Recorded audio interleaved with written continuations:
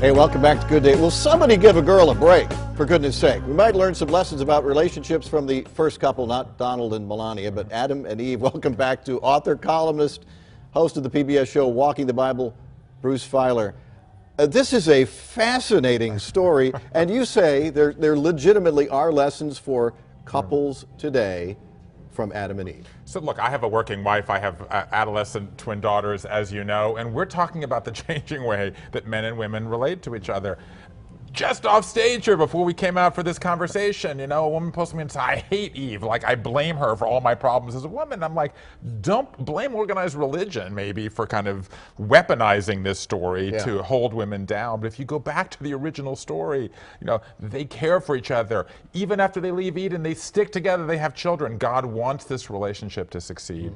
And it does succeed. And I think that especially for men and women who care about the Bible, but say the first story is a bad story, it matters that we reclaim the story for the positive story that it is. Right, and this is a story that is not just in Christian tradition, in Jewish tradition, it's also in Islamic tradition. This is one of those stories that goes back that far that all three traditions, but the traditions are written by men. Yes, exactly. And look, I was in, this book ends in Philadelphia with the Pope in front of 1 million people saying, God chose to come into the world through a family. And for those of us who want our families to work today and want role models, I mean, just to take a couple of examples. Resilience. We know that being able to mend a broken heart is key to a relationship. Adam and Eve start together, they separate, they come back together, they leave Eden. Let's just say they sin or disappoint.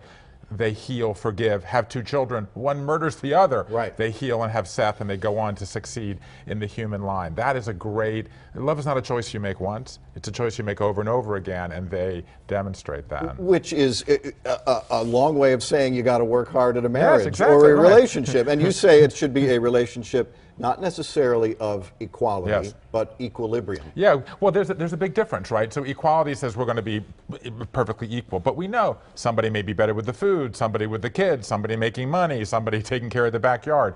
You don't want equality, you want equilibrium. You want independence and interdependence and this mix. And that's certainly what I want to say to my daughters, right? Go out there, be who you are, and Adam and Eve really do model that, and that's another thing that we can learn from them. And there's a line in here, because there will inevitably be conflict, even in the best of marriages. But you say when you get into conflict, be curious, not furious. Boy, that's easy to remember. I'm not sure I understand what it means, and it can't be easy to do. Well, here, look, I went in to write a book about Adam and Eve. As you know, this is the 5th book I've written about the Bible.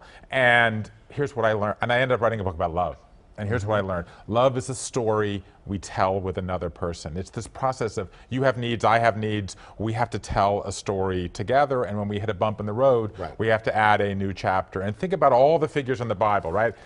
Abraham, Moses, Jesus, they're all singles. Adam and Eve are a couple, and there it is at the beginning of our time.